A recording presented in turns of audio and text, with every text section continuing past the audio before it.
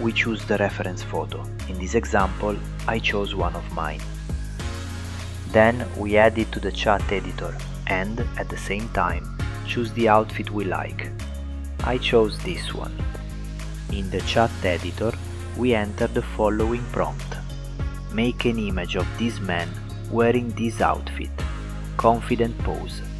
Casual background. Now all that's left is to select the format. In this case, I chose 9:16 and then choose the Nano Banana Pro model. Finally, press the Generate button. A few moments later. After a few seconds, here is the final result. A perfect story featuring me and the chosen outfits. Not bad, right? With DZINE AI, everything is possible.